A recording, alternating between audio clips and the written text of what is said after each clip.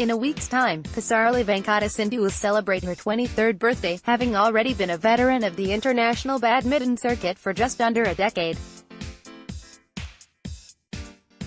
The question on everyone's lips, after her 52-minute 22-20, 21-19 victory over Spain's Carolina Marin in the Malaysia Open quarter-finals on Fridays, has Sindhu reached the pinnacle of her powers, and is she ready to shed the opprobrium of being a perennial runner-up, and don the mantle of world champion?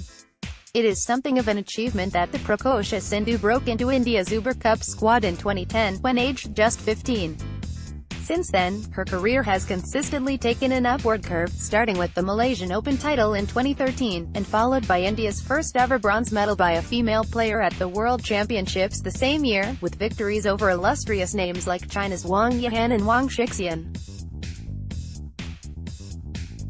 There was to be another bronze at the 2014 Copenhagen Worlds, but Sindhu narrowly missed a hat-trick of medals in 2015.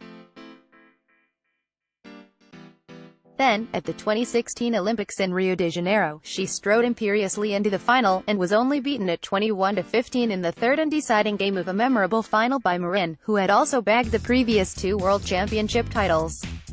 File image of PV Sindhu. Image courtesy, Twitter @by_media. The time appeared to be ripe for Sindhu to wear the world crown, but after yet another brilliant run to the final of the 2017 event in Glasgow, she came up a whisker short, losing 22-20 to Japan's Nozomi Okuhara in the third game of a summit clash that has been rated one of the greatest finals of all time. Another silver medal to add to the Olympic silverware of the previous year. And then in November, there was yet another heartbreaking loss in the finals of the Indian Nationals to Gopi Chand Academy stablemate, Saina Nehwal. It would have been less than human if Sindhu were not to take this sequence of results to heart, and try to work out in her mind just where she had gone wrong, and exactly what she could do to turn things around. She seemed hell-bent on making amends in the ongoing season. For one thing, she skipped the prestigious Uber Cup international team competition, preferring to train for the tough season ahead. She also ensured that her training was conducted in a different Gopi Chand Academy center, albeit in Hyderabad, from the one being used by her nemesis Saina, who had returned in 2017 to her original guru after spending 3 years under Vimal Kumar at the Prakash Padukone Badminton Academy in Bangalore. The Malaysia Open, a tournament she had won in 2013, was to provide the litmus test of whether Sindhu could vault that final hurdle. She started hesitantly, being stretched fully in the first game by Japanese left-hander Aya Hori, and having to save 2 game points before pocketing the opener, and then easing through the second game for a 26-24, 21-15 win. Her second round was a cakewalk, a 21-8, 21-14 triumph over Malaysia's highly overmatched Li Yingying. And then came the quarterfinal against the Spanish left-hander who had beaten her to the Olympic gold. The statistics were marginally unfavorable. She trailed 5-6 in 11 career meetings with Marin, and had lost their most recent duel at the Singapore Open in April last year. However, Sindhu had won 2 of their 3 post-Rio Olympics meetings, and no clear deduction was possible from this array of results. In the event on Friday, the manner of Sindhu's victory at the Axiata Arena in suburban Kuala Lumpur allowed for 2 directly related conclusions: that the Indian has improved since her Rio loss, nearly 2 years ago, and Marin's game has definitely deteriorated.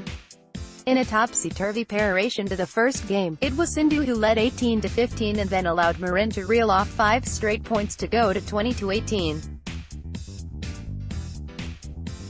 Sindhu then held her faltering nerve to claim the next 4 points and the opening stanza.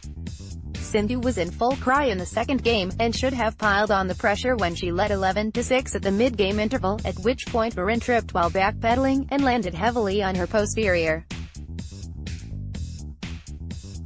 Instead, she allowed the Spaniard to all but restore parity at 14-15, in yet another disheartening demonstration of endgame blues. Body language screamed nervousness, even desperation, and it could be safely said that she was distinctly fortunate the match did not go into a decider. Yes, to allow Sindhu one merit point, she did show tactical acumen by breaking the resurgent Marin string of aces by mounting a Hawkeye challenge on a line call that everyone in the stadium knew she could not win. Achieved the Indians' objective of breaking the Spaniards' concentration, and Sindhu held on for dear life, to break away to 19-15, and finally stumble across the finish line. Marin recently admitted that she had achieved all that she had set out to do at the start of her career, and that she was suffering from a lack of motivation. On the strength of Sindhu's performance against the two-time former world champion on Friday, it appears doubtful whether the number 3 seed can take in her stride reigning world number 1 and top seed, Tai Tzu-Ying of Chinese Taipei, in Saturday's semi-finals. The Taiwanese ace was badminton's equivalent of Muhammad Ali's float like a butterfly and sting like a bee in a 21-15 demolition of Malaysia's Goh Jin Wei, thoroughly unperturbed even when she trailed 6-11 in the opening stanza. Once Tai adjusted to the stadium drift, and got her teeth into the match, there was precious little that Goh could do to stem the tide, even though the vociferous crowd did its level best to egg their girl on.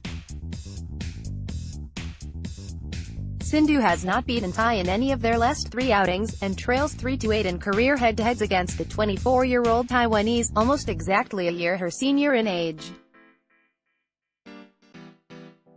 Their winner will take on the victor of the other semi-final between 4th-seeded Ratchanok and Tannen of Thailand and China's 8th-seeded He Bingjiao, who caused the biggest upset of the women's singles draw by sidelining the number 2 seed from Japan, Akane Yamaguchi, by a 21-18 scoreline.